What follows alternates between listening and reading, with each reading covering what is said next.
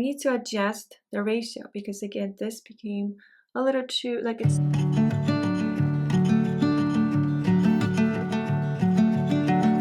Hi friends, welcome to this class. So we're going to paint this Australian bird and I want to start with masking fluid for watercolors. That's because we have an opportunity to highlight some of the hair just by using a masking fluid. And we will be lifting colors, but whenever we use masking fluid, it's like a guarantee, like for sure we're going to have these wider singled out hair detail. Now I'm going to apply it with this brush. I'm going to dip the brush in water just so I have, or I'm able to create like fine lines. So I want some here, since I have some nice hair detail over here. And you can also like wipe it a little bit on your finger so it feels even finer. When you apply masking, you really want the fine lines. And I feel like I could have even finer lines. Just a little here, maybe over here. The less masking you have on your brush, actually the finer the lines are going to be. So I kind of keep going until I feel like I don't have much left. I just want to add a couple drops, just because there's water drops or something. Maybe like a couple lines here, but very fine lines. I'm going to quickly clean my brush. So this is my flat 24 brush, dipping my brush in water. And here, like I said, I don't mind to wet the background. However, here for the bird, I'm going on the inside because these feathers are darker. Otherwise, I can wet all this. Oops, I went a little over. Here again, I don't mind going toward the background.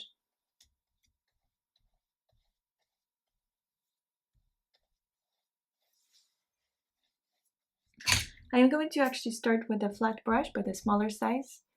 This is my flat 20 Da Vinci Casanel. I'm going to focus on the lightest areas first, the most yellowish, which is like, this is a very nice warm color here.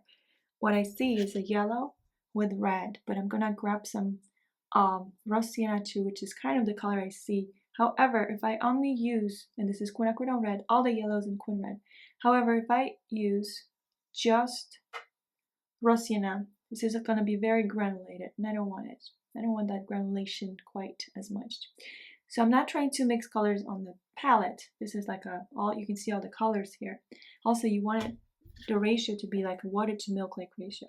This is like the most yellowish. If I want this to be more reddish, I'm going to grab more red to show that pink, shade of pink. If things spread too much, wipe your brush maybe slightly on a towel. Try to grab more like a just milk-like ratio, not as much water-like ratio. So whenever you see that yellowish tone, apply that combination, the combination of the yellows with red.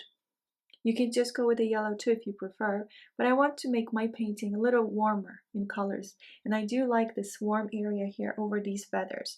If I want it to be more orange-like, I'm going to grab more of the iso yellow because iso yellow feels very orange-like. So a little bit more here, and I'm going to separate all this because there's some metal post or something. I can't actually see it because I haven't zoomed in, but there's something going on, some fence. So I will make sure there's a contrast coming from that. Now for the wing, for all these feathers here, we can also add some of this tone here as an undertone. We are going to add some cobalt turquoise as well. Oops, I went a little over, that's okay. There you go. There's my wing. And then here, wherever we can see, spot that yellow, shade of yellow, which is like around the eye. Let's start with that undertone. Now, another thing I want to note is that we did wet the eye. That's because the eye is so dark anyway. Yes, in general, let's try not to apply any colors there. Let's try to keep it clean. I wipe my brush on a towel because this is spreading a little more. Blue undertone.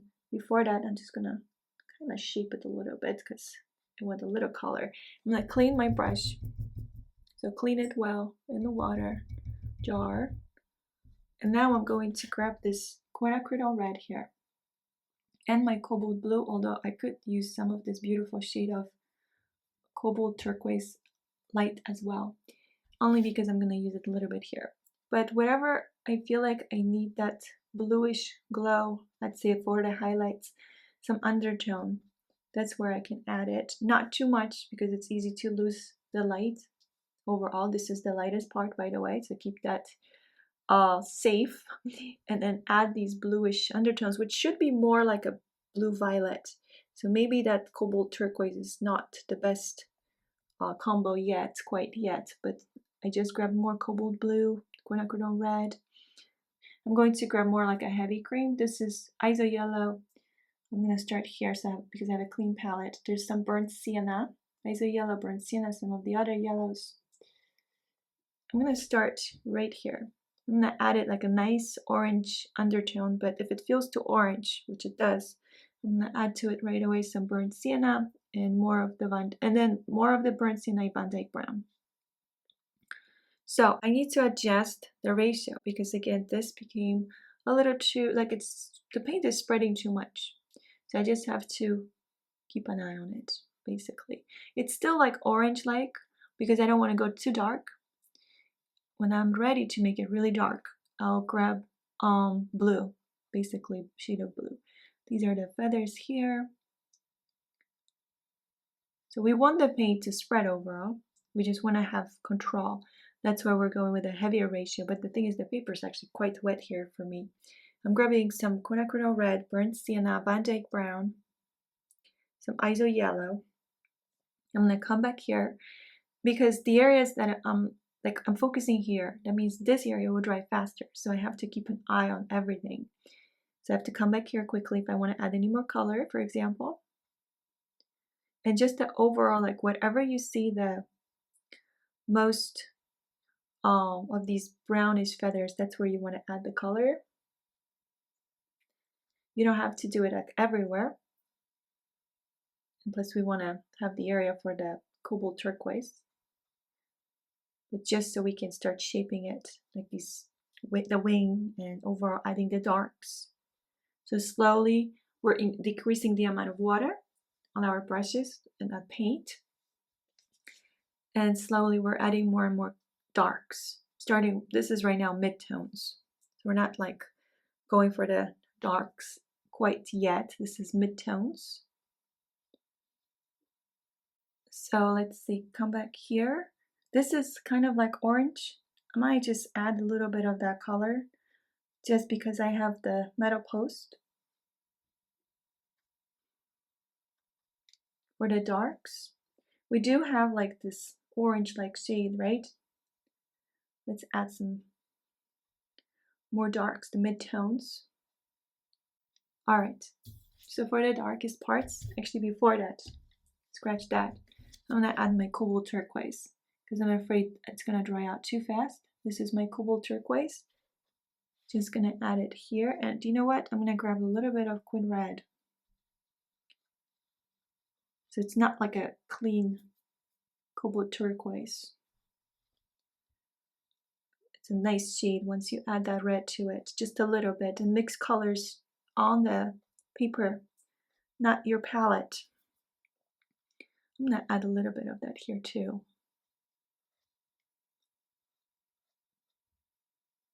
I just like the shade of it. And I cleaned this brush, and very quickly now, this is drying. And if I want to add color, more color, or lift the colors, I gotta hurry up.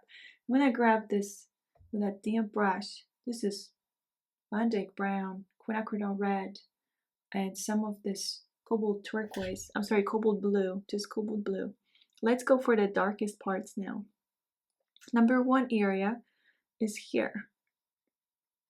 If it's not dark enough, just add some indigo. So I'm grabbing a little indigo. So indigo just in some areas. I don't want to make it too dark either. But this part for sure needs to be darker, those feathers here. This is another area. So keep an eye on everything, on everywhere. This is already drying super fast. Okay, I'm gonna go with this super speed here. just to cover this area. And you know what? I really don't feel like I wetted my paper long enough actually, because this is a cold pressed 300 pounds. So I could have wetted it a little longer, and that would give me more time for sure. So this is heavy cream to cream top-like ratio between wet and paint. And I'm adding more and more of these darks. So it's this area, and then we also need to create this break between these feathers where we have the cobalt. So whatever you see the darker area for these feathers, that's where you finish painting basically these feathers.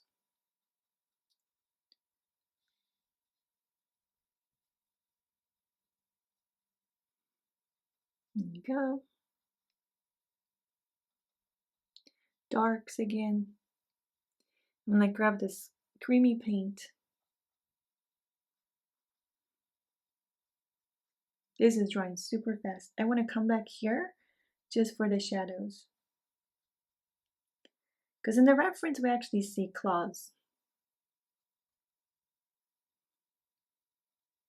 There you go.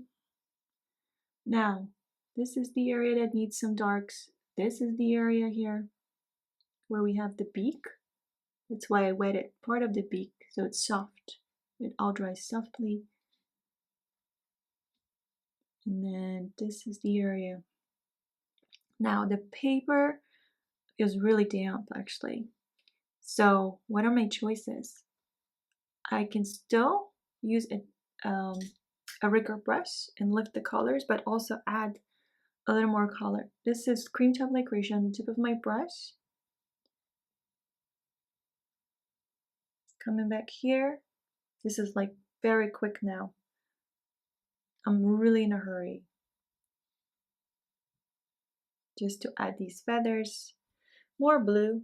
So I'll actually grab I grabbed some indigo too. So this is still wet because I keep working on it. But you have to kind of sometimes decide like what's more important. Should I go back here? Should I finish these feathers? This is more indigo now because I want that contrast. And this is still wet, so the paint will spread and it will blend nicely here. Coming back here. Again, what can I do? The paper is really drying here. We'll work on that later, that piece later. Okay, I'm gonna clean the brush. What I'm gonna do is grab some more of that cobalt blue with a quin red. I wiped my brush because I had a little too much. And I just want to add a little more, but maybe like the yellows. Add some more yellows. Yellow hair detail. This is ISO yellow, red, quinacridone red. Just to add individual hair detail. So I am in a hurry because this is the moment when things are feel damp. The paper feels damp. So I do need to hurry up. And then we have like these feathers, like the lines. Alright, my friends. So that's it for this painting. Thank you so much for your time, and please let me know if you have any questions.